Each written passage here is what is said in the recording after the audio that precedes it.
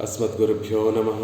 श्रीरङ्गसिंहगिरिदेशिकपादसेवा प्राप्ता किल द्रविडवेदरास्य जातं श्रीगौतमान्वयजमाश्रितभागधेयं गोपालदेशिकमहं शरणं प्रपद्ये।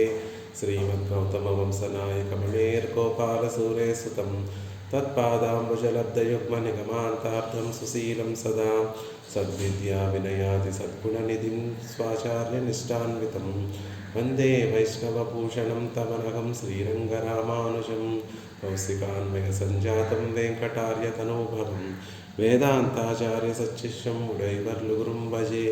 श्रीशैलेशैत्यादिप्रणतोऽस्मि नित्यं स्वादयन्निह सर्वेषां त्रय्यन्तार्थं सुदुर्ग्रहं स्तोत्रयामास योगीन्द्रस्त्वं वन्दे यामुनाह्वयं। नमो नमो यामुनाय यामुनाय नमो नमः। नमो नमो यामुनाय यामुनाय नमो नमः। श्रीमत्कृष्णसमाह्वाय नमो यामुनसूनवे यत्कटाक्षैकलक्षाणां सुलभः श्रीधरः सदा। భాగవతోత్తములందరికీ దాసోహాలు సమర్పిస్తూ ఆళ్వందారుల పరమకృపతోటి అనుగ్రహించినటువంటి స్తోత్రరత్నంలో 28వ శ్లోకాన్ని సేవించేటటువంటి ప్రయత్నం చేస్తున్నాం. త్వదంఘ్రిముద్దిశ్య కదాపి కేనచిత్ యథా తథా వాపి స్వకృత్కృతోంజలిః తదైవ ముష్ణాతి అశుభాన్యశేషతః శుభాని పుష్ణాతి న జాతు హీయతే. ఒకసారి త్వదంఘ్రిముద్దిశ్య, స్వామి నీ పాదార విందాలను ఉద్దేశించి, కదాపి ఎప్పుడైనను, కేనచిత్ ఎట్టివాడైనప్పటికీ కూడా, యథాతథా వాపి ఏ స్థితిలో ఉంటే ఆ స్థితిలోనే ఉండి, సకృత్కృతోంజలి సకృత్ ఒక్కసారి అంజలి ఘటిస్తే చాలయ్యా. కృతోంజలి ఒక్కసారి కనుక అంజలి ఘటించినటువంటి వాడైతే, తదైవ వెంటనే ఆ అంజలి సమర్పించిన వెంటనే, ముష్ణాత్ అశేషత అశుభాని ఎన్నో జన్మల నుండి ఆర్జించినటువంటి ఆ పాపములన్నీ అమంగళములన్నీ కూడా ముష్ణాతి తొలగిపోతాయి, అపహరింపబడతాయి. శుభాని పుష్ణాతి అశేషత శుభాని పుష్ణాతి విశేషమైనటువంటి శుభములన్నీ కూడా నీ చేత ఇవ్వబడతాయి, ప్రసాదింపబడతాయి అనేటటువంటి విషయాన్ని చెప్తున్నారు. జాతు హీయతే, ఇలా కటాక్షింపబడతాయి. ఒకప్పుడు కూడా ఇది వ్యర్థము కాకుండా ఉంటుంది అనేటటువంటి విషయాన్ని తెలియజేస్తున్నారు. అంటే పరమాత్మకి అంజలి ఘటిస్తే అది ఒక్కసారి కూడా వ్యర్థం అవ్వదు. మనలో ఉన్నటువంటి ఆ శుభాలన్నిటినీ కూడా తొలగిస్తుంది, శుభాలన్నిటినీ కూడా కటాక్షిస్తుంది అనేటటువంటి విషయాన్ని ఆళ్వందారులు చెప్తున్నారు. భగవంతుణ్ణి సేవించడానికి అనేకమైనటువంటి మార్గములు ఉన్నప్పటికీ కూడా అందులో అత్యంత సులభమైనటువంటిది ప్రపత్తి. ఆ ప్రపత్తికి ముందు చేసేటటువంటి అంజలితోనే ఆయన కరిగిపోతున్నప్పుడు ఇంకా ఏవో పెద్ద పెద్ద తపస్సులు చేసో, యాగములు చేసో, యజ్ఞములు చేసో పరమాత్మని పొందక్కర్లేదు. అతి సులభంగా ఆయన మనసు కరిగిపోతుంది అంజలి సమర్పిస్తే అనే అంజలి యొక్క వైభవాన్ని మనకు తెలియజేస్తున్నారు స్వామి. త్వదంఘ్రి నీ పాదార విందాల ఉద్దేశించి అని చెప్పడం ద్వారా మనం కోరుకునేది ఆయనను పొందడానికి ఆయనే ఉపాయము, ఆయనే మనం కోరుకునేటటువంటి పురుషార్థము అనేటటువంటిది. త్వత్ అంఘ్రి నీ పాదార విందాలను ఉద్దేశించి, దానినే ఉద్దేశించి, ఇంకొక అన్యదేవతల్ని ఆశ్రయించి కాదు, అన్యదేవతల్ని ఆశ్రయించి చేసేటటువంటి అంజలి కాదు, నీ పాదార విందాలను ఉద్దేశించి చేసేటటువంటి అంజలి మాకు అన్ని విశేషంగా మమ్మల్ని కటాక్షిస్తుంది. నీ కైంకర్యానికి విరోధముగా ఉన్నటువంటి అశుభాలన్నిటినీ కూడా తొలగిస్తుంది. అనేక మంగళములను మాకు మంగళములు కలగజేయటము. శుభాని పుష్ణాతి అంటే ఆ కైంకర్యాన్ని వృద్ధి చేస్తుంది. పరమాత్మకి ద్వైమంత్రంలో శ్రీమత్ శబ్దం ఆ లక్ష్మీదేవి యొక్క విశేషాన్ని మనకి, వైభవాన్ని మనకు తెలియజేస్తూ, మనం పెరుమాళ్ళని ఆశ్రయించేటప్పుడు మనతో చేరి మనందరికీ ముందు ఉండి మన దోషాలను పెరుమాళ్ళకు కనిపించకుండా చేసి మన తరపున పెరుమాళ్ళకి సిఫార్సు చేసి పిరాట్టి మనల్ని పెరుమాళ్ళ దగ్గరికి చేరుస్తుంది. మనం పెరుమాళ్ళ దగ్గరికి చేరిన తర్వాత ఆయనతో ఉండి మనం చేసేటటువంటి కైంకర్యం స్వీకరిస్తూ అది వృద్ధి అయ్యేటట్టుగా ఆవిడ ఎలా అయితే కటాక్షిస్తుందో, ఈ అంజలి కూడా ప్రపన్నుడికి ఆ భగవత్ కైంకర్యానికి ఉండేటటువంటి విరోధములన్నిటినీ కూడా తొలగింపచేసి పెరుమాళ్ళ చేత తొలగింపచేసి పెరుమాళ్ళ ద్వారా మనకి ఆ కైంకర్యం నిత్యము వృద్ధి అయ్యేటట్టుగా మనల్ని అంజలి ఇక్కడ ప్రసాదిస్తుంది అని కాదు, మనం అంజలి సమర్పిస్తే పెరుమాళ్ళ మనసు దానికి కరిగిపోయి మనకి కావాల్సినటువంటి మన కైంకర్య విరోధములన్నిటినీ కూడా పోగొట్టి కైంకర్యం వృద్ధి అయ్యేటట్టుగా మనల్ని కటాక్షిస్తారు అనేటటువంటి విషయాన్ని తెలియజేస్తున్నారు. కృతోంజలి అశుభాని అశేషతః, అవన్నీ కూడా ముష్నాతి ముషః స్థేయే. ముష్నాతి అంటే తొలగింపబడతాయి అని చెప్పకుండా అవన్నీ కూడా అపహరింపబడతాయి అనేటటువంటి విషయాన్ని చెప్తున్నారు. హరి అనేటటువంటి 2 అక్షరములు అంటే చాలండి, మనలో ఉన్నటువంటి పాపములన్నీ కూడా హరింపబడతాయి అని ఎలా అయితే చెప్తున్నారో ఇక్కడ కూడా ముష్నాతి, మనలో ఉన్నటువంటి పాపములన్నీ కూడా అపహరింపబడతాయి. మనకి తెలిసి అవి తీసివేయటం కాదు, మనకి తెలియకుండానే మనం దానికి అంగీకారం తెలపనక్కర్లేకుండానే అవన్నీ కూడా మన నుండి తొలగింపబడతాయి. అలా పెరుమాళ్ళు మనల్ని కటాక్షిస్తారు. కాను మరుకడలో ఎక్కడికి వెళ్ళిపోతాయో ఆ పాపములు తెలియవు. అరణ్యాలు పట్టిపోతాయో, ఆకాశంలోకి వెళ్ళిపోతాయో, అగ్నిలో దహించుకుపోతాయో, నీళ్లలో కలిసిపోతాయో, లేకపోతే సముద్రాలలో చేరిపోతాయో, అడవులు పట్టిపోతాయో తెలియదు, గాలిలో కలిసిపోతాయో తెలియనట్టుగా అవన్నీ కూడా వెళ్ళిపోతాయి అంటున్నారు. శుభాని పుష్ణాతి విరోధిగళై పోకి విడం అళవన్రిక్కే అభిమతంగళాలే పూర్ణమాకుం. కేవలం విరోధాలను తొలగించి విడిచిపెట్టడమే కాదండి, ఆ భగవంతుడి చేత మనకి కావలసినటువంటి అభిమతాలన్నిటినీ కూడా పరిపూర్ణం చేస్తాయి. దీన్ని ఇలా చెప్పడం ద్వారా ప్రపత్తికి ఫల నియమము లేదు. ఏ ఫలం కావాలన్నా కూడా మీరు లౌకిక విషయాలే కావాలని ప్రపత్తి చేస్తున్నారా, ఆ అభిమతములన్నీ కూడా సిద్ధిస్తాయి. పరమ ఆనందమైనటువంటి కైంకర్యం, నిత్య కైంకర్యం కావాలని కోరుకుంటున్నారా, అది కూడా మీకు సిద్ధిస్తుంది. ఏ ఫలం కోసం, ఈ ఫలం కోసమే మనం ప్రపత్తి చేయాలి అనేటటువంటి నియమం లేదు. మీకు కావాల్సినటువంటి అభిమతాలన్నిటినీ కూడా ఇది ప్రసాదిస్తుంది అంటున్నారు. శుభాని అని అక్కడ బహువచనాన్ని ప్రయోగించడం ద్వారా బహువచనత్తాలే పరభక్తి, పరజ్ఞాన, పరమభక్తి, దేశ విశేష ప్రాప్తి, భగవన్లాభ ప్రాప్తి ఫలమాన కైంకర్యము ఇవత్తై చొల్లుగిరదు.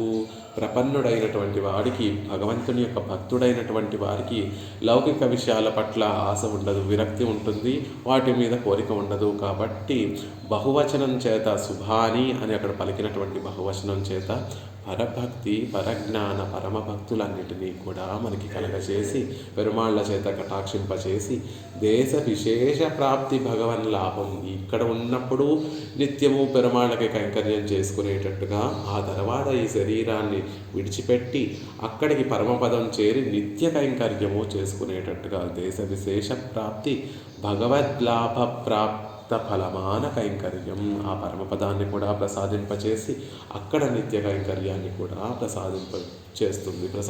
ప్రసాదించేటట్టుగా మనని కటాక్షిస్తుంది అనేటటువంటి విషయాన్ని చెప్తున్నారు. ఇత్తాల్ స్వర్గాదిగళాన ఓరరు ఫలంగళిలే నియతమాన కర్మంగళ్ వ్యావత్తు. మిగిలినటువంటి లౌకిక కర్మలైతే ఒక ఫలాన్ని మాత్రమే ప్రసాదిస్తూ ఉండే, ఒక యాగం చేస్తున్నారు, సంతానం కోసం ఒక ఇష్టి చేస్తున్నారు, అది కేవలం సంతానం కోసమే ఇస్తుంది. మంచి చదువు కోసం ఏదో యాగం చేస్తున్నారు, అది మంచి చదువును మాత్రమే ఇస్తుంది. కానీ ఈ అంజలి అనేటటువంటిది అన్ని అభిమతాలను కూడా మనకి పరిపూర్ణంగా కలగజేస్తుంది అనేటటువంటి విషయాన్ని చెప్తున్నారు. ఇక్కడ శుభాని పుష్ణాతి అని చెప్పడం ద్వారా ఆ బహువచనం శుభాని అనేటటువంటి దాని ద్వారా కేవలం మీ ఒక్కరికే కాదండి, మీ సంబంధీకులందరికీ కూడా ఇటువంటి అభిమతాలన్నిటినీ, ఈ లాభాన్ని కలగజేస్తుంది. ఒక భాగవతోత్తముడు పెరుమాళ్ళకి అంజలి ఘటిస్తే కేవలం ఆయనతోనే విడిచిపెట్టకుండా, ఆయనతో సంబంధం ఉన్నటువంటి వారందరూ ఒక తరమా, 2 తరాల, 3 తరాల కాకుండా ఆయనకు ఉండేటటువంటి 7 తరాలన్నీ కూడా కటాక్షింపబడతాయి. ద్రౌపదీదేవి ఒక్కతే పెరుమాళ్ళకి శరణాగతి చేస్తే, ఆవిడ శరణాగతి చేసిందని దాన్ని పురస్కరించుకొని కృష్ణ పరమాత్మ పాండవులందరికీ కూడా ఊడిగం చేసి పాండవుల తరపున దౌత్యానికి కూడా వెళ్ళి ఆ తర్వాత అర్జునుడికి రథసారథుడిగా ఉండి పాండవులందరికీ కూడా ఆ విజయాన్ని చేకూర్చాడే అది కేవలం ద్రౌపదీదేవి చేసినటువంటి శరణాగతి వల్లే. ఆ ద్రౌపదీదేవితోటి ఉన్నటువంటి సంబంధీకులందరూ కూడా ఆ శరణాగతి వల్ల వారు కటాక్షింపబడినటువంటి వారే. అలా శుభాని పుష్ణాతి, మన ఒక్కరికే కాదు మన సంబంధీకులందరికీ కూడా భగవాన్ కటాక్షం కలిగేటట్టుగా చేస్తుంది ఈ అంజలి. రజాతు హీయతే ఇతనై ఏం కొడుతాலும் తాన్ కురయాదు ఇరుక్కై, ఇవన్నీ ఇచ్చి కూడా తను నశించదు, తాను ఏమాత్రం కొరత పొందకుండా ఉంటుంది. లోకంలో కర్మలు చూడండి, ఒక యాగంలో పూర్ణాహుతి చేసిన తర్వాత ఆ యాగం పరిసమాప్తి అయిపోతుంది, అది నశించిపోతుంది. ఆ కర్మ అనేటటువంటిది పరిసమాప్తి అయిపోయి ఆ మండుతున్నటువంటి అగ్ని కూడా కొంతసేపటికి నశించిపోతుంది. ఆ కర్మ నశించిపోయి ఆ కర్మ ఎప్పుడో మనకి ఆ ఫలాన్ని ఇస్తూ ఉంటుంది. కానీ అంజలి అనేటటువంటిది మనకి ఇచ్చినా కూడా అది నశించదు అనేటటువంటి విషయాన్ని, అది ఇంకా వృద్ధి చెందుతూనే ఉంటుంది తప్ప భావన పెరుమాళ్ళని సేవించాలి అనేటటువంటి భావన వృద్ధి చెందుతూనే ఉంటుంది తప్ప అది నశించదు. లౌకికంగా ఫలములు అయితే ఒక ఫలము చేసిన తర్వాత కర్మ నశించిన తర్వాత ఆ తర్వాత ఎప్పుడో అది ఫలాన్ని ఇస్తుంది. కానీ ప్రపత్తికి ఉండేటటువంటి వైభవం ఏమిటి అంటే అది నశించకుండా అది ఉంటూనే మనకి ఫలాన్ని ఇస్తుంది అనేటటువంటి విషయం చెప్తారు. మనకి దశరథ మహారాజు పుత్రకామేష్టి యాగాన్ని చేస్తే అందులోంచి ఆ యజ్ఞపురుషుడు వచ్చి ఆ పాయసాన్ని దశరథ మహారాజుకి ఇవ్వడము, ఆ తర్వాత యాగం పరిసమాప్తం అవ్వడము, ఆ తర్వాత ఆ పాయసాన్ని దశరథ మహారాజు తన భార్యను ముగ్గురికి పంచడము, తర్వాత 12 నెలల తర్వాత రామచంద్రుడు ఈ లోకంలోకి అవతరించడం జరిగింది. ఆ యజ్ఞము పరిసమాప్తం అయిపోయింది, ఆ యజ్ఞము నశించిపోయింది. ఆ యజ్ఞము నుండి వచ్చినటువంటి ఫలము కొన్ని నెలల తర్వాత కొంతకాలం తర్వాత అది ఫలాన్ని ప్రసాదిస్తే ప్రపత్తి అలా కాదండి. లక్ష్మణస్వామి సీతమ్మను ముందుంచుకొని రామచంద్రుడి పాదాలు గట్టిగా పట్టుకొని ప్రార్థిస్తే వెంటనే రామచంద్రుడు కరిగిపోయి తనతో పాటు లక్ష్మణస్వామిని కూడా అరణ్యానికి తీసుకొని వెళ్ళాడు. విభీషణుడు ఆకాశంలో ఉండి వానరాదుల్ని పురస్కరించుకొని రామచంద్రుడికి శరణాగతి చేస్తే వెంటనే రామచంద్రుడు కటాక్షించి విభీషణుణ్ణి అంగీకరించి విభీషణుణ్ణి కటాక్షించాడే. అలా శరణాగతి అనేటటువంటిది వెంటనే ఫలిస్తుంది. అది నశించిపోయి ఫలితాన్ని ఇవ్వడం అనేటటువంటిది కాకుండా అది అది మనలో ఉండి మనకి ఇంకా వృద్ధి అయ్యేటట్టుగా అది కటాక్షిస్తుంది అంటున్నారు. ఇత్తాల్ ఫలప్రధాన తళవిళే క్షీణ శక్తికమాన కర్మంగళిల్ వ్యావర్తు. అలా ఫలప్రధానం చేసేటటువంటి తరుణంలో మిగిలినటువంటి కర్మలన్నీ కూడా తమ శక్తి సన్నగిల్లిన తర్వాత ఎప్పుడో అవి క్రమంగా అవి నశిస్తాయి. కానీ ఆ తర్వాత దాని నుండి మళ్ళీ ఒక పుణ్యం అనేటటువంటిది పుడుతుందని, ఆ పుణ్యం మనకి ఎప్పుడో ఫలాన్ని ఇస్తుందనే చెప్తారు. అలా మిగిలినటువంటి కర్మలకు ఇక్కడ ప్రపత్తికి ఉండేటటువంటి తేడా ఏమిటి అంటే మిగిలినటువంటి కర్మలన్నీ నశించి తర్వాత ఫలాన్ని ఇస్తాయి. శరణాగతి వెంటనే అది ఉన్నప్పుడే మనకి ఫలాన్ని ప్రసాదిస్తుంది అనేటటువంటి విషయం చెప్తున్నారు. అంజలి పరమాముద్ర క్షిప్రం దేవ ప్రసాదనీం. అంజలి పరమాముద్ర క్షిప్రం, వెంటనే దేవ ప్రసాదిని. పెరుమాళ్లను అంజలి అనేటటువంటిది గొప్పదైనటువంటి ముద్ర అండి. ఉన్నటువంటి అన్నిటిలో కూడా సూచకాలన్నిటిలో కూడా అంజలి అనేటటువంటిది గొప్పదైనటువంటి సూచకం. మనం చేయవలసినటువంటి వాటిల్లో అతి సులభమైనటువంటిది, ఇది గొప్పదైనటువంటిది అంజలి. అలా అంజలి ఘటిస్తే ఎవరి విషయంలో అంజలి ఘటిస్తున్నామో వారి మనసు కరిగించేసి వెంటనే వారిని మనకి అందిస్తుంది అనేటటువంటి విషయాన్ని కూడా భరద్వాజ సంహితలో చెప్తూ ఉంటారు. సుసుఖం కర్తుం అవ్యయం. భక్తియోగం అనేటటువంటిది చేసేటప్పుడు సుఖంగా ఉంటుంది, అది నశించినటువంటిది అని భగవద్గీతలో భక్తి యోగాన్ని గురించి కృష్ణ పరమాత్మ ఏ విధంగా అయితే చెప్పాడో ఇక్కడ ప్రపత్తి కూడా అది మనం ఆచరించినంతసేపు మనకి వెంటనే ఫలాన్నిచ్చి ఆ ప్రపత్తి అనేటటువంటిది నశించదు, మనతోటి అలా వస్తూనే ఉంటుంది అనేటటువంటి విషయాన్ని చెప్తున్నారు. క్రియారూపమాన అంజలి కురయాదు ఇరుక్కై యావదు ఎన్నెన్నెల్. క్రియారూపమైనటువంటి అంజలికి కొరత పొందకుండా ఉండడం అంటే ఏమిటండి అంటే అంటే అసలు ఈ కొరత నశించిపోకుండా ఉండటం అంటే ఏమిటి అంటే అనన్య ప్రయోజనమాయ్ கொண்டு பண்ணின அஞ்சலியாகையாலே பிரபன்னனான ஈஸ்வரன் எல்லாம் செய்தாலும் ஒன்றும் సేదానాయ్ ఇరుక్కయ్యాలై సొరుగిరదు. మిగిలినటువంటి కర్మలైతే ఇప్పుడు మనం సంతానం కోసం ఒక యజ్ఞాన్ని చేస్తే ఆ కర్మ నశించిపోయిన తర్వాత ఆ కర్మ చేసినటువంటి పుణ్యం వల్ల కొంతకాలానికి మనకి ఒక చక్కటి సంతానం లభిస్తుంది. సంతానం లభించగానే అక్కడితో ఆ కర్మము పూర్తవుతోంది, ఆ కర్మ అనుగ్రహించినటువంటి ఫలము పూర్తవుతోంది. దేని గురించి అయితే మనం ఆ కర్మను చేశామో ఆ కర్మ మనకి ఫలాన్ని ఇచ్చేసింది కాబట్టి అది కూడా ఫలాన్ని ఇవ్వడం కూడా సంపూర్ణమైపోయి తొలగిపోతుంది, ఆ కర్మ అక్కడికి పూర్తవుతుంది. కానీ ప్రపత్తి అనేటటువంటిది అలా కాదండి. ఎందుకంటే అనన్య ప్రయోజనమాయ్ కొండు పండిన అంజలి ఆగేయాలే, పెరుమాళ్ళే నాకు కావాలి అని చేసినటువంటి అంజలి కాబట్టి ప్రపన్ననాన ఈశ్వరన్ ఎల్లాం செய்தாலும் ஒன்றும் సేదానాయ్ ఇరుక్కయ్యాలే సొరుగురు.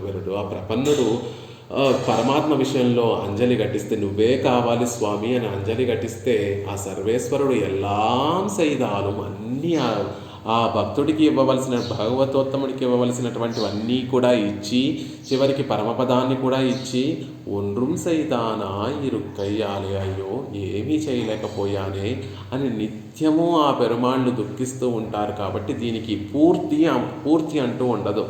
ఏదో ఇది ఇచ్చేశాను ఇక్కడితో ఇది పరిసమాప్తి అయిపోయింది అనేటటువంటి భావన లౌకికంగా ఉన్నటువంటి కర్మల విషయంలో జరుగుతుందేమో కానీ ప్రపత్తి విషయంలో అలా జరగదండి. ప్రపత్తి పెరుమాళ్ళ విషయంలో ఆయనే కావాలని, ఆయన కైంకర్యమే మనకి లభించాలి అని కోరుకుంటాం. కాబట్టి పరమాత్మ మనకి అన్నీ ఇచ్చినప్పటికీ కూడా ఆయన ఎలా భావిస్తూ ఇచ్చేశాను కదా ఇక్కడతో పరిసమాప్తి అయిపోయింది అని కనుక ఆయన భావిస్తే ప్రపత్తి కూడా మిగిలినటువంటి కర్మలలాగే నశించిపోయి ఉండేది. కానీ ఇది నశించకుండా ఎందుకు ఉంటుంది అంటే పరమాత్మ భక్తుడికి అన్నీ ఇచ్చినప్పటికీ కూడా ఒండ్రుం సేదానా ఇరుక్కయ్యాలయ్యో వీరికి ఏమీ చేయలేకపోయానే అని నిత్యము ఆయన తలుస్తూ ఉంటాడు. కాబట్టి మనం చేసినటువంటి ప్రపత్తికి అంతమనేటటువంటిది ఉండదు, ఫలం ప్రసాదించడంలో అంతమనేటటువంటిది ఉండదు అంటున్నారు. రుణం ప్రవృద్ధమివ మే హృదయాన్నా పసర్పతి.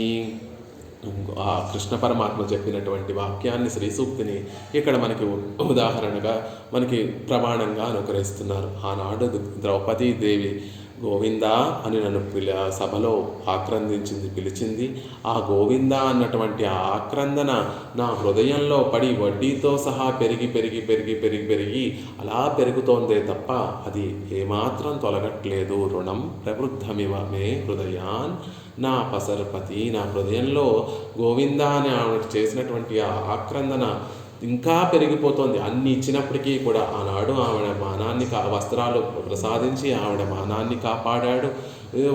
పాండవుల పక్షాన ఉండి దూతగా వెళ్ళాడు, సారథ్యాన్ని వహించాడు, విజయాన్ని చేకూర్చాడు, మళ్ళీ ధర్మ సంస్థాపన చేశాడు, ధర్మరాజును మళ్ళీ రాజాదిరాజ చక్రవర్తిగా నిలిపాడు. ఇన్ని చేసినప్పటికీ కూడా కురువంశం యొక్క వంశమంతా పోతుంటో పరీక్షణ్ మహారాజును కాపాడాడు. ఇన్ని చేసి కూడా అయ్యో ఇంకా ఆవిడ చేసినటువంటి దానికి నేనేమీ చేయలేకపోయాను, ఆవిడ గోవిందాన్ని ఆక్రందన చేస్తే దానికి ఏమీ చేయలేకపోయానే, కేవలం వడ్డీ మాత్రమే చెల్లించుకున్నాను, అసలు ఇంకా అలాగే ఉండిపోయింది, ఆ అసలు ఇంకా వడ్డీతో సహా రుణం పెరిగిపోతోంది అని కృష్ణ భగవానుడు ఆనాడు తన అవతారాన్ని చాలించేటటువంటి సందర్భంలో ఉద్ధవుడితో చెప్పినటువంటి మాటను మనకి ప్రమాణంగా తెలియజేస్తూ పెరుమాళ్ళు కూడా అన్నీ మనకి ఇచ్చి కూడా వీరికి ఏమి ఇవ్వలేదే అని దుఃఖిస్తూ అని బాధపడుతూ ఉంటారు. కాబట్టి మనం చేసినటువంటి ప్రపత్తికి ఫలాన్ని ప్రసాదించి అంతమైపోవడము అనేటటువంటిది ఉండదు అంటున్నారు. ఉన్నడియార్కెన్ செய்வது ఉన్నడియార్కెన్ செய்வதென்றே ఇరుత్తిని పెరియ తిరువందాది అనేటటువంటి ప్రబంధంలో కూడా ఆళ్వార్లు కూడా చెప్తారు. ఉన్నడియార్కు నీ భక్తులకు నీ దాసులకు ఎన్సెయ్వన్ అయ్యో ఏం చెయ్యాలి, ఇంకా ఏం చెయ్యాలి ఎన్నై ఇరుత్తిని అని కదా నువ్వు ఉంటావు. నీ స్వరూపం ఎలా ఉంటుంది అంటే నీ భక్తులకి అన్నీ ఇచ్చినప్పటికీ కూడా అయ్యో ఇంకా ఏం చెయ్యాలి అని కదా నువ్వు ఆలోచిస్తూ ఉంటావు. అలాంటి స్వరూపం కలిగినటువంటి వాడివి కాబట్టి ఇది నజాతు హీయతే, ఒక్కసారి కూడా వ్యర్థమవదు అని ఒక అర్థము. ఇన్ని ఇచ్చినా కూడా మిగిలినటువంటి కర్మలలాగా కొరత పడదు, దానికి ఏమీ కొరత ఏర్పడదు. ఒక ప్రపత్తి చేశాను కాబట్టి ఇది నాకు వచ్చేసింది కాబట్టి ప్రపత్తి అయిపోయింది అనేటటువంటిది ఉండదు. ఎందుకంటే భగవంతుడి విషయంలో మనం ప్రపత్తి చేస్తే కనుక ఆయన అన్నిటినీ ప్రసాదించి కూడా అయ్యో ఇంకా ఏం ప్రసాదించలేదే, ఇంకా ఏం ప్రసాదించలేదే అనేటటువంటి విషయాన్ని చెప్తారు. అలా ఈ శ్లోకంలో పరమాత్మ విషయంలో మనం చేసేటటువంటి అంజలి యొక్క వైభవాన్ని తెలియజేస్తూ, అంజలికి ఎటువంటి నియమము లేదు, ఒకే ఒక నియమం ఉంది. ఎవరి విషయంలో అంజలి చేస్తున్నాము, ఎవరి విషయంలో ప్రపత్తి చేస్తున్నామో అదే ఒక నియమం. అందుకే ఇక్కడ త్వదంగ్రిముద్దిశ్య స్వామి సర్వేశ్వర, లోకంలో ఐశ్వర్యం కావాలంటే అగ్నినో, లేకపోతే ఆయుష్ కావాలంటే ఆరోగ్యం కావాలంటే సూర్యుడినో, లేకపోతే జ్ఞానం కావాలంటే రుద్రుణ్ణో మేము వెళ్ళి ప్రార్థించేవాళ్ళం. కానీ మోక్షం కావాలంటే వీరెవ్వరూ కూడా ఇవ్వలేరు. కాబట్టి త్వదంగ్రిముద్దిశ్య, నీ విషయంలోనే మేము, సర్వేశ్వరుడివి కాబట్టి నువ్వే మోక్షాన్ని ప్రసాదించగలిగినటువంటి అధికారివి కాబట్టి నీ విషయంలోనే కృతోంజలి, నీ విషయంలోనే అంజలి సమర్పిస్తున్నాము అనేటటువంటి విషయం చెప్తున్నారు. అది ప్రపత్తికి ఉండేటటువంటి ఒకే ఒక నియమం. ఎవరి విషయంలో మనం ప్రపత్తి చేస్తున్నామో అదే ఒక్క నియమం. దానికి లేనటువంటి నియమములు ఏమిటి అంటే కదాపి కేనచిత్ యథా తదా వాపి, ఎక్కడ ఏ సమయంలో చేస్తున్నాము అనేటటువంటి కాల నియమము లేదు. ఎవరు చేస్తున్నారు అనేటటువంటి కేనచిత్, ఎవరు చేస్తున్నారు అనేటటువంటి అధికార నియమము లేదు. ఎక్కడ చేస్తున్నారు అనేటటువంటి యథాతథా వాపి, ఎక్కడ చేస్తున్నారు అనేటటువంటి నియమము లేదు. ఏ విషయంలో చేస్తున్నారు, శుభాని పుష్ణాతి అని చెప్పడం ద్వారా ఏ విషయంలో చేస్తున్నారు అనేటటువంటి నియమము కూడా లేదు. అలాంటి నియమములు ఏమీ లేనటువంటి సకృత్కృతోంజలి, ఒక్కసారి అంజలి ఘటిస్తే తదైవ ముష్ణాతి అశుభాన్యశేషత శుభాని పుష్ణాతి న జాతు హీయతే, వెంటనే ఇది ఎప్పుడో ఫలిస్తుందండి. మిగిలినటువంటి కర్మలలాగా కాకుండా వెంటనే ముష్ణాతి అశేష అశుభాని ముష్ణాతి, అనేక విధములుగా ఉన్నటువంటి ఆ పాపములన్నిటినీ కూడా అపహరింపబడతాయి, శుభాలన్నీ కూడా కటాక్షింపబడతాయి అనేటటువంటి విషయాన్ని తెలియజేస్తున్నారు. ఈ శ్లోకంలో ఏమేమి చెప్పారు అంటే ఎవరి విషయంలో మనం అంజలి చేయాలి అంటే శ్రీమన్నారాయణుడి యొక్క విషయంలోనే మనం అంజలి చేయాలి. త్వదంగ్రి ముద్దిశ్య, ఏమన్నా ఫలాన్ని ఆశిస్తూ మనం అంజలి చేస్తున్నామా అంటే కాదు. త్వదంగ్రి ముద్దిశ్య, నే రక్షకుడు, నాకు అకించనుణ్ణి అగతికుణ్ణి కాబట్టి నిన్నే నేను ఆశ్రయిస్తున్నాను. నేను కోరుకునేది అనన్య భోగ్యాన్ని కూడా నేను కోరుకోవట్లేదు కాబట్టి నీ పాదార విందాలనే నేను కోరుకుంటున్నాను అని చెప్పడం ద్వారా త్వదంగ్రి ముద్దిశ్య అంటున్నారు. సమయ నిర్బంధనం లేదు, ఇప్పుడు మనం చెప్పుకున్నట్టుగా జాతి నిర్బంధనం లేదు, ఎవరి విషయంలో చేస్తున్నామో లేదు. ఇలాంటి అంజలి వెంటనే ఫలాన్ని ప్రసాదిస్తుంది, మన పాపాలన్నింటినీ కూడా తొలగిస్తుంది, అనేక మంగళములన్నింటినీ కూడా కలగజేస్తుంది అనేటటువంటి విషయాన్ని చెప్తున్నారు. అసలు అంజలి అంటేనే అంజలైతీతి అంజలి, ఎవరి విషయంలో అంజలి సమర్పిస్తామో ఆ చేసినటువంటి వారి యొక్క హృదయము వెంటనే కరిగిపోయేటట్టుగా నీరుగా ద్రవించిపోయేటట్టుగా చేసేదాన్ని అంజలి అంటారు. మనం ఎప్పుడైతే ఈ రెండు చేతుల్ని జోడించి పెరుమాళ్ళ ముందు నిలిచి ఉంటామో, మనసులో ఆయననే భావిస్తూ నిలిచి ఉంటామో, అప్పుడు వెంటనే ఆ మనసులో అలా ఉన్నటువంటి చేతనని చూసినటువంటి పరమాత్మ హృదయము జలయతి ఇది అంజలి, నీరులా కరిగిపోతుంది. అప్పటి వరకు కోపంగా ఉండొచ్చు పెరుమాళ్ళు, మనం ఇన్ని పాపాలు చేశారు, ఈరోజు ఇలా ఏ అధికారం ఉంచుకొని ఇన్ని పాపాలు చేసినటువంటి వాడు ఈనాడు ఆ పాపాలు ఏమీ తలుచుకోకుండా వచ్చి నా పాదార విందాలు పట్టుకుంటానంటున్నాడు అనేటటువంటి కోపం ఉండనైనా ఉండొచ్చు. కానీ ఎప్పుడైతే మనం అంజలి సమర్పిస్తామో, అంజలి ముద్రతోటి ఆయనని సేవిస్తామో, ఆయన హృదయం జలంలా కరిగిపోతుంది. వెంటనే ఆ రాయిలా ఉన్నటువంటి ఆ హృదయం, అప్పటి వరకు మన విషయంలో రాయిగా ఉన్నటువంటి ఆ హృదయము కరిగి నీరైపోతుంది. అది అంజలి యొక్క వైభవం.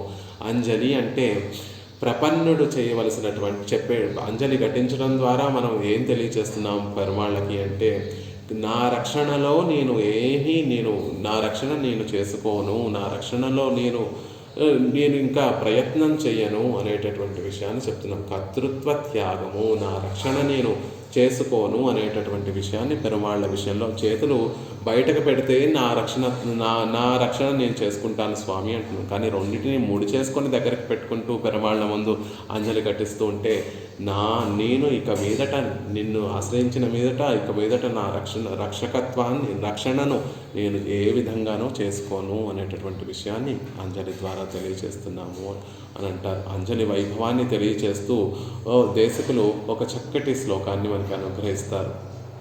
ఆ పరమాత్మ రామచంద్రుడి యొక్క వైభవం ఎలాంటిది, రామచంద్రుడి యొక్క బాణం ఎలాంటిది అంటే అమోఘమైనటువంటిది. ఒకసారి రాముడు తన బాణాన్ని సంధిస్తే ఆ బాణం తప్పక వెళ్ళి ఆ ఎదురుగుండా ఉన్నటువంటి లక్ష్యాన్ని ఛేదించే మళ్ళీ రామచంద్రుడి దగ్గరికి చేరిపోయేటటువంటి గొప్ప ప్రభావం ఉన్నటువంటి బాణం. అలా పరమాత్మ చేతిలో కూడా ఒక బాణం ఉంటుందండి. అది నిగ్రహము అనేటటువంటి బాణము ఆయన దగ్గర ఉంటుంది.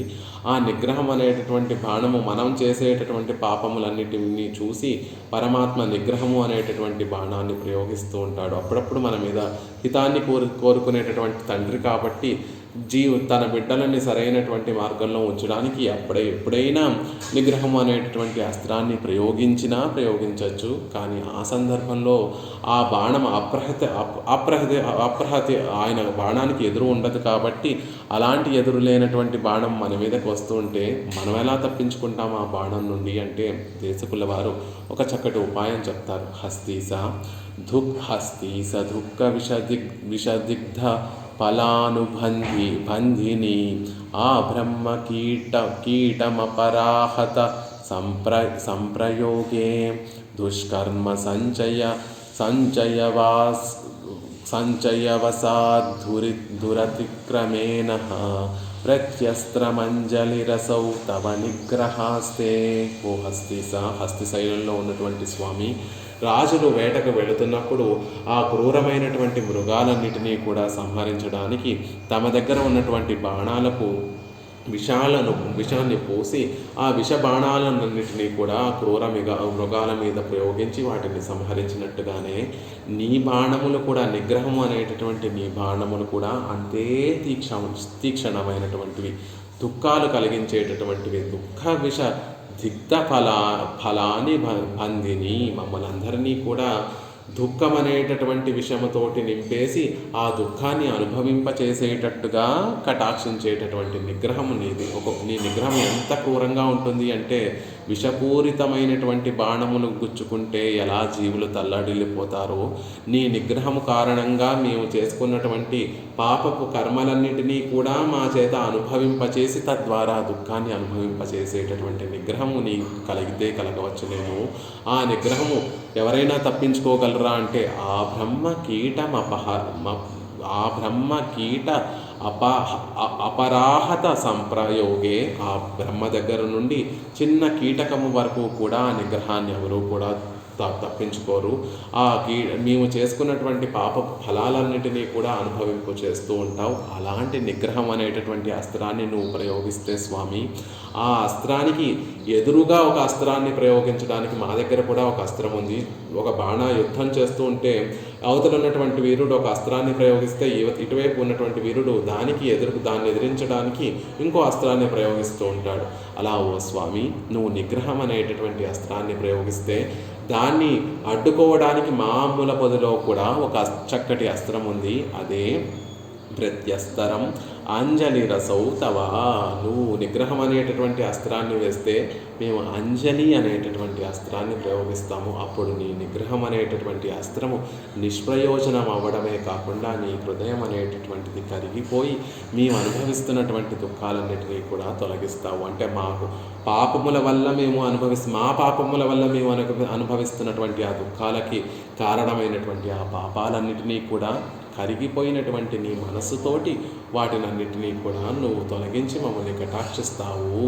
అలా భగవంతుని నిగ్రహం అనేటటువంటి దానికి అడ్డుగా మనం దాని నుండి తప్పించుకోవడానికి మన దగ్గర ఉన్నటువంటి అద్భుతమైనటువంటి అస్త్రము ఈ అంజలి అనేటటువంటి అస్త్రము. ఈ అంజలి వల్ల కలిగేటటువంటి లాభము ఏమిటి అంటే భగవంతుని యొక్క పరిపూర్ణ అనుభవాన్ని కలగజేసేటటువంటి ఆ వైకుంఠాన్ని మనకి ప్రసాదించగలిగినటువంటిది ఈ అంజలి. ఆ వైకుంఠానికి దారి చూపిస్తుంది. భగవంతుని యొక్క పరిపూర్ణ అనుభవం చేయడానికి అంజలి మొదటి మెట్టు అయితే ప్రపత్తి తర్వాత మెట్టు. ముందు అంజలి చేయడం మనకి వస్తే భగవంతుని మనసులో తలుచుకొని 2 చేతులు జోడించి అంజలి ఘటిస్తే తర్వాత ఆయన ముందు మన నోరు తెరిచి మన దైన్యాన్ని అంతటినీ కూడా చెప్పుకొని నాకు వేరొక గతి లేడు, నువ్వే రక్షకుడు అని ఆయన ముందు ప్రపత్తి చేస్తాం. కాబట్టి ఈ అంజలి పరిపూర్ణ భగవద్ అనుభవం చేయడానికి వీలైనటువంటి వైకుంఠానికి మార్గం చూపిస్తుంది అంటారు. ఈ అంజలి ఈ లోకంలో పరమాత్మ కైంకర్యాన్ని చేయడానికి అవకాశాన్ని కల్పిస్తుంది. ఆ తర్వాత పరమపదం చేరి బ్రహ్మానందము అనుభవించడానికి దారి చూపిస్తుంది అంటారు. ఇంకా ఈ అంజలి ప్రపత్తి ఎన్నో 5-6 విధములుగా అంగములు కలిగినటువంటి ప్రపత్తి చేయడానికి అంజలి మొదటి మెట్టు.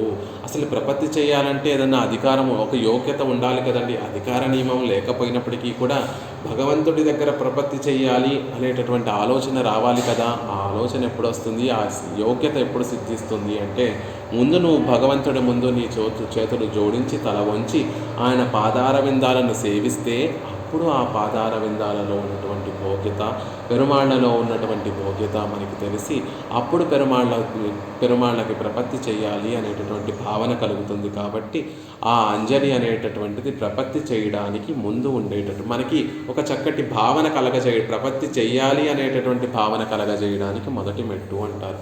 ఇక ఈ అంజలి అనేటటువంటిది భాగవత కైంకర్యం చేయడానికి ఉపయోగపడేది. ఏదైనా భాగవతోత్తములు మీ దగ్గరికి వచ్చి ఈ పని మీరు చెయ్యండి అని చెప్తే అలాగే స్వామి దాసుడు మీరు చెప్పినట్టుగానే మీరు అనుగ్రహించినట్టుగానే చేస్తాడు అని దాసోహం సమర్పించి వారు చెప్పినటువంటి పనిని మనం చేయడానికి ఉద్యుక్తులవుతాం. అలా అంజలి అనేటటువంటిది ఎదుట ఉన్నటువంటి మహనీయులు చెప్పేటటువంటి ఆదేశాలను పురస్కరించుకొని వాటిని కటాక్షములుగా మనం స్వీకరించి వారు అనుగ్రహించినటువంటి ఆ కైంకర్యాన్ని చేయడానికి ఉపయోగపడేటటువంటిది. భగవంతుడి విషయంలో అయినా భాగవతోత్తముల విషయంలో అయినా, భగవంతుడి విషయంలో అర్చకులు వచ్చి ఈ కోవెలంతా కూడా చక్కగా శుభ్రం చేయండి ఈరోజు అంటే దాన్ని అడియన్ మహాభాగ్యము అని ఎలా అయితే మనం దాసోహం సమర్పించి ఆ కైంకర్యాన్ని ఎలా అయితే పుచ్చుకుంటామో అలా భాగవత కైంకర్యానికి పునాది ఏమిటి, లభించడానికి కారణం ఏమిటి అంటే ఈ అంజలియే. అంతేకాకుండా అలా దాసోహం సమర్పించడంలో ఉండేటటువంటి రీజన్ ఏమిటి అంటే ఆ కైంకర్యం వారు అనుగ్రహించినటువంటి కైంకర్యంలో మళ్ళీ ఏమైనా దోషములు వస్తే ఆ దోషాలన్నిటినీ కూడా ఆ అంజలి అనేటటువంటిది పెరుమాళ్ళ కటాక్షాన్ని మన మీద కటాక్షింపచేసి ఆ కైంకర్యంలో ఎటువంటి విరోధములు లేకుండా మనని కటాక్షిస్తుంది అని చెప్తారు. అలా అంజలి ఎన్నో విధాలుగా ఒక చక్కటి చమత్కారంగా చెప్తారు. ఇక్కడ ఒక్కొక్కరు 2 విధములు, భక్తుడు ఉన్నాడు, భగవంతుడు ఉన్నాడు. భక్తుడు ఎప్పుడైతే భగవంతుడి ముందు అంజలి సమర్పిస్తాడో అంటే తన 2 చేతుల్ని ఆ అంజలి ముద్రలో ఉంచి తన శిరస్సును వంచి భగవంతుని యొక్క పాదార విందాల దగ్గర అంజలి సమర్పిస్తాడో వెంటనే భగవంతుడు కూడా పెరుమాళ్ళు కూడా తన శరీరంలో ఒక తన చేతిని తన అభయహస్తాన్ని చూపిస్తూ ఆయన కూడా ఒక సూచకం చేస్తాడట. మనమేమో మన చేతుల్ని జోడించి అంజలిగా సూచకం చేస్తూ ఉంటే నా భారమంతా నీదే స్వామి అని అంజలి ఘటిస్తూ ఉంటే ఆయన తన అభయముద్రను చూపిస్తూ ఇక నీకు బెంగేమీ లేదు, నీ విషయంలో నీ బాధ్యతనంతటినీ కూడా నేను స్వీకరిస్తాను అని ఆయన అభయముద్రను చూపిస్తూ ఉంటాడు అనేటటువంటి విషయం. మనం చేసేటటువంటి అంజలికి సమంగా ఆయన కూడా ఏదైనా ముద్ర చూపించాలి కదండి, ఎలా తెలుస్తుంది అని మనం అనుకుంటూ ఉంటాం. మనం చైతన్యవంతులం కాబట్టి మనం అంజలి ఘటిస్తున్నాము. మరి ఆయన ఇంకా గొప్ప సర్వేశ్వరుడు కదా, గొప్పవాడు కదా, ఆయన కూడా మన అంజలిని పుచ్చుకుంటున్నట్టుగా మనకి ఏమన్నా చూపించాలి కదండి, చిన్న రుజువు చూపించాలి కదా అంటే మీరు బెంగపడవసరం లేదు. మీరు ఎప్పుడైతే అంజలి ఘటిస్తారో పెరుమాళ్ళు వెంటనే తన అభయహస్తాన్ని అభయ ముద్రను చూపిస్తారు. ఇక మీద మాసుచహ, నువ్వు దుఃఖించవలసినటువంటి అవసరం లేదు, నీ బాధ్యత అంతా కూడా నాదే, నిన్ను ఉజ్జీవించేటటువంటి బాధ్యత నాదే, నీకు సకల మంగళములు కలగచేసేటటువంటి బాధ్యత నాదే అనేటటువంటి విధంగా ఆయన అభయహస్తాన్ని చూపిస్తారు. అంజలి ఘటించడం అంటే నన్ను నేను రక్షించుకోవడంలో స్వప్రయత్నము నేను చెయ్యను అని నా చేతుల్ని వెనక్కి నా హృదయం దగ్గరికి లాగేసుకొని అంజలి ఘటించడం అంటే స్వప్రయత్నాన్ని విరమించుకోవడం అంజలి ఘటించడం. నా రక్షణలో స్వప్రయత్నాన్ని విరమించుకుంటే అప్పుడు భగవంతుడు నిన్ను పట్టుకోవడం కోసం తన చేతిని ముందుకు చాచి అభయముద్రను ప్రసాదిస్తూ తన చేతిని ముందుకు చాచి నిన్ను స్వీకరించడం కోసం ఆయన తన చేయి చాచుతాడు. ఎప్పుడైతే మన చేతుల్ని మనం వెనక్కి తీసేసుకుంటే అప్పుడు ఆయన చేతిని చాచి ఆయనను మనం కటాక్షించడానికి పూనుకుంటాడు. అదే ప్రపత్తి అంటే స్వప్రయత్న నివృత్తే ప్రపత్తి. భగవంతుడిని పొందడానికి స్వప్రయత్నాన్ని నివృత్తి చేస్తే అదే ప్రపత్తి అని చెప్తారు. కాబట్టి అంజలి ఘటిస్తూ స్వామి ఇక మీదట నా విషయంలో నేను రక్షించుకోవడం అనేటటువంటి విషయంలో నేను నా స్వప్రయత్నం ఏమీ కూడా చేయను అని మనం పెరుమాళ్ళకి తెలియచేసేటటువంటిదే అంజలి. ఆ అంజలి ఘటించగానే వీరిని ఉజ్జీవించడం, ఈ భక్తుడిని ఉజ్జీవించడం నా బాధ్యత అని ఆయన తన అభయహస్తాన్ని ప్రకటింపచేస్తాడు. అంత గొప్పది అంజలి. మనం అంజలి ఘటిస్తే దానికి అనుగుణంగా ఆయన అభయహస్తాన్ని అనుగ్రహిస్తారు అని చెప్తారు. ఇలా అంజలి ఎంతో వైభవం కలిగినటువంటిది. అలాంటి అంజలి ఒక్కసారి చేస్తే, పెరుమాళ్ళ విషయంలో ఒక్కసారి చేస్తే మనకున్నటువంటి అశేష అశుభాని ముష్నాతి శుభాని పుష్నాతి నచాతుహ్యతే. అనేకమైనటువంటి ఆ శుభాలన్నిటినీ కూడా కైంకర్య విరోధములన్నిటినీ కూడా తొలగించి అనేకమైనటువంటి మంగళములు అంటే కైంకర్యాన్ని ప్రసాదిస్తూ ఆ కైంకర్యంతో పాటు ఆ కైంకర్యాన్ని నిత్యము కూడా వృద్ధి అయ్యేటట్టుగా పెరుమాళ్ళ చేత కటాక్షింపచేస్తుంది. అలా చేసి కూడా అయ్యో వీరికి నేనేమి చేయలేకపోయానే అని పెరుమాళ్ళు కరిగి నీరైపోయేటట్టుగా ఈ అంజలి మనల్ని కటాక్షిస్తుంది అని ఈ శ్లోకంలో తెలియజేస్తారు.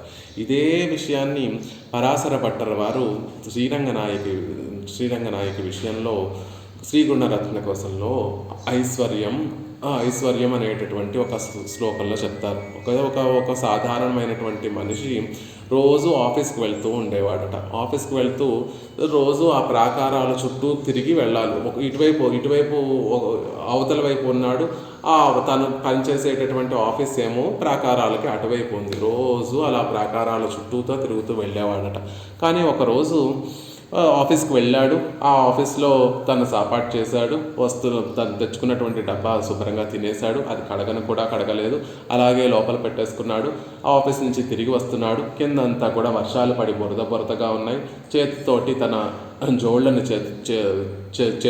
కాళ్ళకు ఉన్నటువంటి పాదరక్షలు తీసి చేత్తో పట్టుకున్నాడు. ఒక చేత్తో తను మధ్యాహ్నం తిన్నటువంటి ఆ సాపాటు తెచ్చుకున్నటువంటి డబ్బా ఉన్నటువంటి ఆ సంచి ఒక చేతిలో ఉంది. వస్తున్నాడు. తిరిగి వెళ్ళాలంటే కష్టమయ్యి ఆ లోపల నుంచి సన్నిధుల ప్రాకారాల లోపల నుంచే వచ్చేద్దామని నిశ్చయించుకొని లోపలికి వస్తున్నాడట.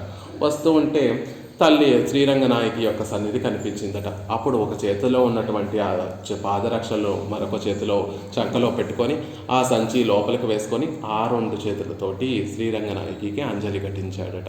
వెంటనే ఆ శ్రీరంగనాయకి ఆ చేతనుడు చేసినటువంటి అంజలికి కరిగిపోయి వెంటనే పెరుమాళ్ళ దగ్గరికి వెళ్ళి, స్వామి ఇతను నాకు అంజలి సమర్పించాడు, ఇతనికి ఏమైనా ఇస్తే బాగుంటుంది అని ఆ తల్లి రంగనాథుడికి సిఫార్సు చేస్తుందట. వెంటనే శ్రీరంగనాయకి అడిగినటువంటి కోరిక కాదనలేనటువంటి రంగనాథుడు ఆ జీవుడికి లోకంలో ఉన్నటువంటి గొప్ప ఐశ్వర్యాలన్నిటినీ కూడా ప్రసాదించాడట. అయినప్పటికీ కూడా ఆవిడ మొహం చిన్నబుచ్చుకుందట. ఏమిటి, అంజలి సమర్పిస్తే మీరు కేవలం ఐశ్వర్యం ఇచ్చి ఊరుకుంటారా? కాదు, ఇంకా గొప్పగా ఏమైనా ఇవ్వాలి అని అడిగిందట. వెంటనే ఈ లోకంలో ఉన్నటువంటి ఐశ్వర్యమే కాకుండా స్వర్గము, ఆ పైన ఉన్నటువంటి బ్రహ్మ పదవులు అన్నిటినీ పెరుమాళ్ళు కటాక్షించారట. కాదు, కుదరదు, ఇంకా ఏమైనా ఇవ్వాలి అన్నారు. అయితే కైవల్యం అంతకన్నా గొప్పది, కైవల్యం అనేటటువంటి మహదానందాన్ని ఇస్తున్నాను అంటే అది సరిపోదు స్వామి అని ఆవిడ చిన్నబుచ్చుకుంటే, సరే పరమపదం కూడా ప్రసాదిస్తున్నాను అని శ్రీరంగనాథుడు పరమపదాన్ని కూడా కటాక్షిస్తే, అంత కటాక్షించినా కూడా రంగనాయకి సిగ్గుతోటి తల వంచుకుంటుందట. అయ్యో ఇతను అంజలి చేశాడే, ఇతనికి ఏమీ కూడా ఇప్పించలేకపోయానే అని ఆ అంజలి యొక్క భారంతో తలదించుకొని సిగ్గుతో ఉంటుంది ఆ తల్లి. అంత గొప్ప దయ కలిగినటువంటి ఆవిడ శ్రీరంగనాయకి.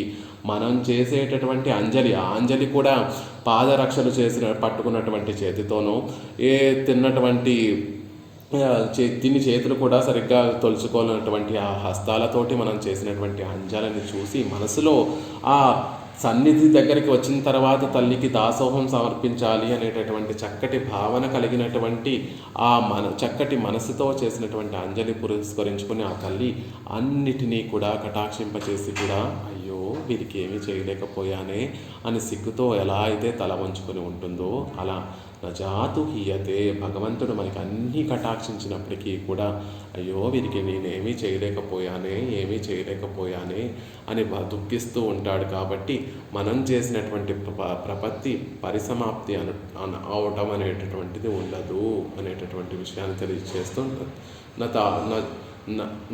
నజాతు హీయతే అనేటటువంటి విషయాన్ని చెప్తున్నారు. అసలు భగవంతుడు చేసేటటువంటి మనం సమర్పించేటటువంటి అంజలితోటి భగవంతుడు చేసేటటువంటి ఉపకారాలన్నిటినీ కూడా తలుచుకుంటే అసలు ఎవరు మాత్రం ఆయనకి భక్తులు కాకుండా ఉండగలరు అనేటటువంటి విషయాన్ని ఆళ్వార్లు ఒక చక్కటి దశకంలో మనకి కర్పారి రామ పిరానై అల్లాల్ అనేటటువంటి ఒక చక్కటి దశకంలో చెప్తారు. వార్తై అరిభవర్ మాయవర్కు ఆళన్రి యావరో అనేటటువంటి పాసురంలో చెప్తారు. వార్తై అరిభవర్, ఆ పరమాత్మ చెప్పినటువంటి ఆ వార్తను తెలుసుకున్నటువంటి వారు తెలుసుకున్నటువంటి భక్తులు ఎవరైతే ఉంటారో వారు ఆ పరమాత్మకి ఈడుపడకుండా ఎలా ఉండగలరు అనేటటువంటి అర్థాన్ని అనేటటువంటి విషయాన్ని ఆ శ్లోకంలో చెప్తారు. వార్తై అరిభవర్, పెరుమాళ్ళు కటాక్షించినటువంటి వార్తను చక్కగా ఎరిగినటువంటి వారు. పెరుమాళ్ళు కటాక్షించినటువంటి వార్త ఏమిటి, శ్రీ సూక్తి ఏమిటి అంటే ఆయన 2 శ్రీ సూక్తులను మనకి కటాక్షించారు. ఒకటేమో సముద్ర తీరంలో చెప్పినటువంటి వార్త ఒకటి, తిరుత్తేర్ అంటే రథంలో చెప్పినటువంటి వార్త ఒకటి.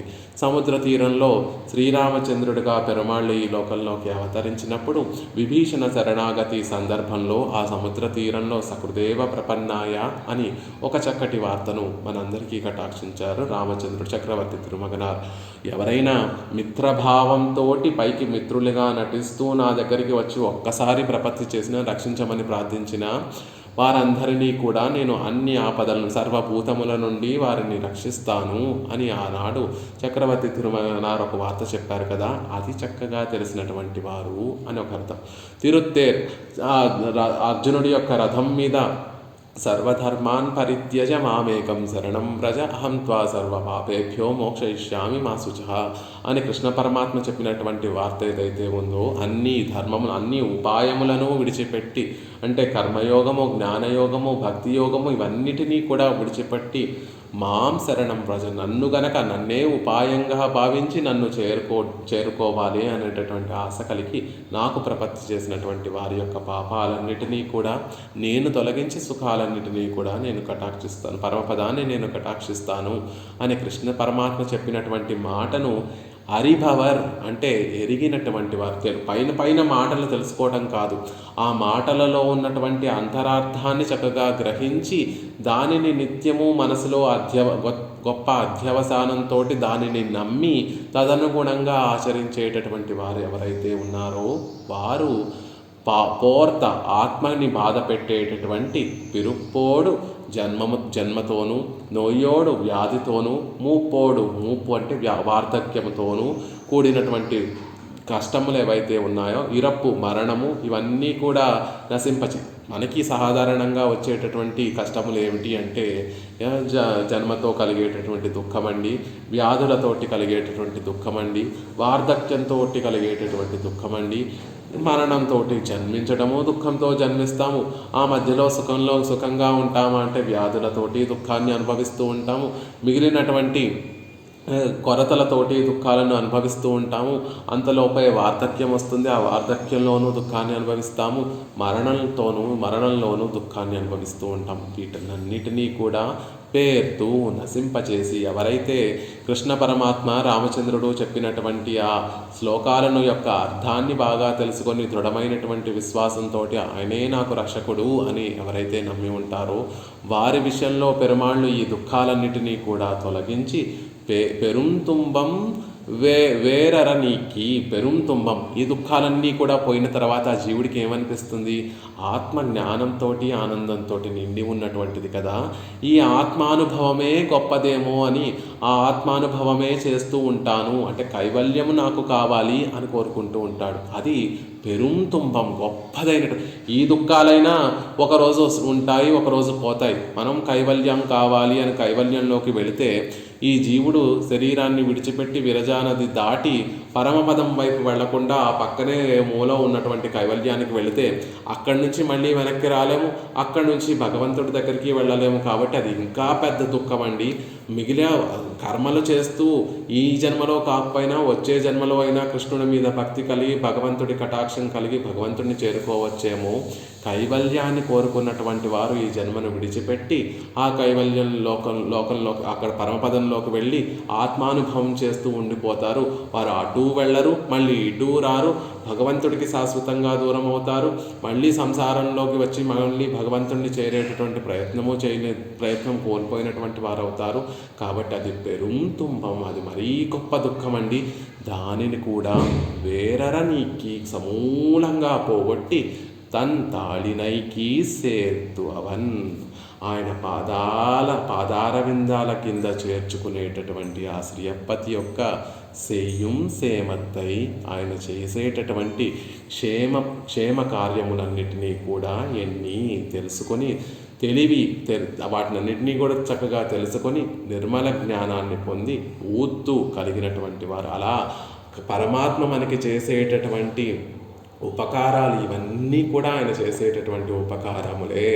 ఒక్క చరమశ్లోకం యొక్క అర్థాన్ని, ఆయన చెప్పినటువంటి ఆ 3 మంత్రముల యొక్క అర్థాన్ని బాగా తెలుసుకుంటే చాలండి.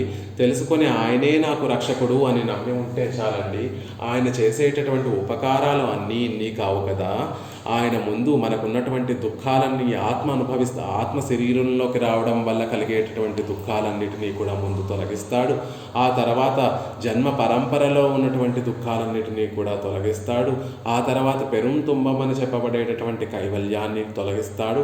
అంత తొలగించడమే అన్నీ తొలగిస్తూ ఉంటే ఏం సరిపోతుంది? ఏమైనా ఇవ్వాలి కదా. అంటే తన్ తాళిన్ కీష్ అవన్ చెయ్యి, వాటినన్నింటినీ పోగొట్టి తన పాదాల క్రిందకు ఆయనే చేర్చుకుంటాడు.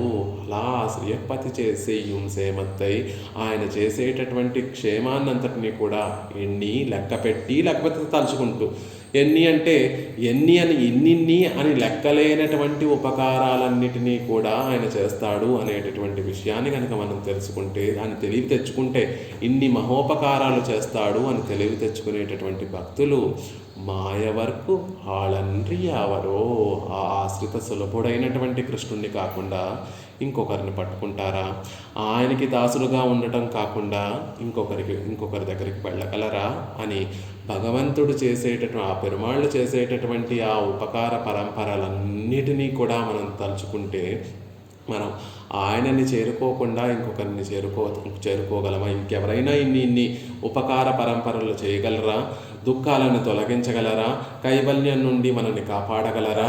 అవన్నిటికన్నా కూడా గొప్పది మళ్ళీ మరు జన్మ అంటూ లేకుండా ఆయన పాదార విందాల కిందకి చేర్చుకొని నిత్య ఆనందాన్ని అనుగ్రహించగలరా? ఇలా ఎవరు చేయగలరు? ఆయన తప్ప ఇలా అనేకమైనటువంటి ఉపకార పరంపరలు ఇంకెవ్వరూ నా విషయంలో చేయలేరు. కాబట్టి ఆ శ్రీయప్పతి ఆ మాయవర్కు అద్భుతంగా ఆశ్రిత సులభుడైనటువంటి కృష్ణుడికి తప్ప మరొకరికి దాసులుగా ఉండగలమా? ఉండలేము కదా. ఆశ్రితుల విషయంలో వ్యామోహం కలిగి వారి కోసమే అవతరించినటువంటి ఆ కృష్ణ పరమాత్మకి దాసులుగా ఉండటం తప్ప మరొకరికి దాసులుగా ఉండలేము కదా అని ఆళ్వార్లు అనుగ్రహించినట్టుగా పెరుమాళ్ళు చేసేటటువంటి ఆ మంగళకరం శుభాలన్నిటినీ కటాక్షించేటటువంటి విషయాన్ని కనుక తెలిస్తే సకృత్కృతోంజలి ఒక్కమారు కాదు, మళ్ళీ అంజలి సమర్పించకుండా ఒక్కసారి అంజలి సమర్పిస్తేనే ఇన్ని ఉపకారాలు చేస్తున్నాడే. ఆయన ఇంత మహోపకారుడని తెలుసుకున్న తర్వాత ఆయనకి అంజలి సమర్పిస్తాం.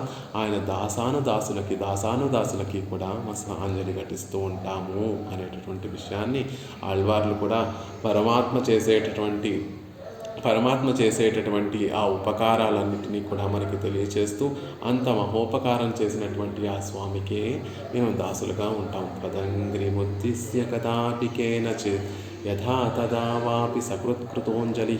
అలాంటి నీ పాదార విందాలకు, ఎలాంటి పాదార విందాలకు? మా దుఃఖ పరంపరలన్నింటినీ కూడా తొలగించి కైవల్యాన్ని కూడా పక్కకు నెట్టి నీ పాదార విందాల కిందకు చేర్చుకునేటటువంటి పాదార విందాలున్నాయే, వాటిని ఉద్దేశించి కదాపి కేనచిత్ యథా తథా వాపి సకృత్కృతోంజలి తదైవ ముష్ణాతి అశుభాని అశేషతః శుభాని పుష్ణాతి న జాతు హీయతే. ఈ శరీరంతోనే కైంకర్యం చేసుకోవచ్చు కదా అంటే ఇక్కడ వ్యాధులు ఉంటాయి, వార్ధక్యం ఉంటుంది, కైంకర్యానికి అనేక విరోధములు ఈ లోకంలో ఉంటాయి. కాబట్టి ఆ దుఃఖాలు, ఆ విరోధములన్నిటినీ కూడా పూర్తిగా మన నుండి పరిహరింపబడాలి. మనకి తెలియకుండానే మనం నుండి ఆ దుఃఖ విరోధములన్నీ కూడా తొలగింపబడుతున్నాయి అనేటటువంటి విషయం మనకి కూడా తెలియకుండా నిత్యము ఈ లోకంలో ఉన్నంత కాలము కూడా పెరుమాళ్ళ కైంకర్యము చక్కగా చేసుకునేటట్టుగా, ఆ తర్వాత ఈ శరీరం చాలించిన తర్వాత శుభాని పుష్ణాతి, నిత్య కైంకర్యం, ఎటువంటి విరోధము లేనటువంటి పరమపదాన్ని ప్రసాదించి అక్కడ నిత్య కైంకర్యం. ఆ పరమపదం చేరాలి అంటే ముందు పరభక్తి, పరజ్ఞాన, పరమభక్తులు కలగాలి. భగవంతుడు అంటే అత్యంత ప్రీతి కలగాలి. ఆ తర్వాత ఆయనను విడిచి ఉండలేనటువంటి స్థుతి కలగాలి. ఆయన పాదార విందాలకి నిత్యము కైంకర్యం చేస్తూ ఉండాలి అనేటటువంటి అభిలాష కలగాలి. పూవిక్కొళ్ళం కాలం ఎన్rum కురుగాదో అని స్వామి నీ భాగవతోత్తములతో చేరి నీకు నిత్య కైంకర్యం ఎప్పుడు చేస్తాను కదా అని మనసు పరితపించాలి. ఆ పరితాపాన్ని కూడా నువ్వే కలగచేయాలి. అవన్నీ ఎలా కలగజేస్తాడు? ఇంత కలగాలి అంటే ఏదో కష్టపడాలా, ఎన్నో జన్మల తపస్సు చేయాలా? అక్కర్లేదు. సకృత్కృతోంజలి, ఒక్క దాసోహం సమర్పిస్తే చాలు అనేటటువంటి విషయాన్ని తెలియజేస్తూ, అలా ఫలాన్ని ప్రసాదించడం కేవలం ఒకటేదో ఇచ్చేసిన తర్వాత ఆగిపోతుందా అంటే నజాతు హియత. అది ఎప్పుడు కూడా వ్యర్థమైనట్టుగా ఎక్కడ ఈ అంజలి సమర్పిస్తే భగవంతుడు కరిగిపోకుండా ఉండడం అనేటటువంటిది ఎక్కడా జరగకుండా ఉండినటువంటి లేదు. ఒకసారి ఎవరో భక్తుడు అంజలి సమర్పించాడండి, అయినా ఆయన హృదయం రాయిగా ఉంది అని ఎక్కడా మేము వినలేదు. ఎవరైతే అంజలి సమర్పిస్తారో వారి విషయంలో పరమాత్మ నీరైపోయి వారి విషయంలో అన్నిటినీ కూడా చక్కగా విశేషంగా కటాక్షిస్తారు అనేటటువంటి విషయాన్ని నజాతు హీయతే, అది వ్యర్థమైనట్టుగా మేము చూడలేదు అని ఒక అర్థం. అలా ఆ కర్మ ఎలా అయితే ఫలాన్ని ఇచ్చి నాశనమైపోతుందో, ఈ అంజలి ఏదో ఇచ్చి ఇప్పింపచేసి పరమాత్మ చేత కటాక్షింపచేసి అయిపోతుంది అనేటటువంటిది ఉండదు. అది మిమ్మల్ని ఆ పరమపదం చేరి అక్కడ కూడా నిత్య కైంకర్యాన్ని ప్రసాదింపచేస్తూ, ఇక్కడ మనం చేసినటువంటి ప్రపత్తి పరమపదం చేరిన తర్వాత కూడా అక్కడ నిత్యానుభవం చేస్తూ అది నిత్యము అభివృద్ధి అయ్యేటట్టుగా మనని కటాక్షిస్తుంది అన్నటువంటి విషయాన్ని ఆళ్వార్లు చక్కగా ఈ శ్లోకంలో అంజలి యొక్క వైభవాన్ని తెలియచేస్తూ, అంజలి వల్ల కలిగేటటువంటి భక్తిని పెరుమాళ్ళు అంజలి వల్ల ఆ భక్తి అనేటటువంటిది పెరుమాళ్ళ చేత మనకి కటాక్షింపబడుతుంది అనేటటువంటి విషయాన్ని తెలియచేస్తూ, తద్వారా పెరుమాళ్ళ కటాక్షం విశేషంగా కలుగుతుంది అనే విషయాన్ని ఎంతో భోగ్యంగా ఇందులో మనకు అనుగ్రహించారు. పదంగ్రిముద్దిశ్య కదాపి కేనచిత్ యథా తదా వాపి సకృత్కృతోంజలి తదైవ ముష్ణాతి అశుభాన్యశేషతః శుభాని పుష్ణాతి న జాతు హీయతే. శ్రీమతే రమ్యజా మాతృమునీంద్రాయ మహాత్మనే శ్రీరంగవాసినే భూయాత్ నిత్యశ్రీ నిత్యమంగళం. సఠారేటిరాత్ ప్రోక్తత్రయంతార్థప్రదాయనే స్మదాచార్యవర్యాయ గోపాలార్యాయ మంగళం. మంగళాశాసనపరైర్మదాచార్య పురోగమైః సర్వైశ్చ పూర్వైరాచార్యైః సకృతాయాస్తు మంగళం.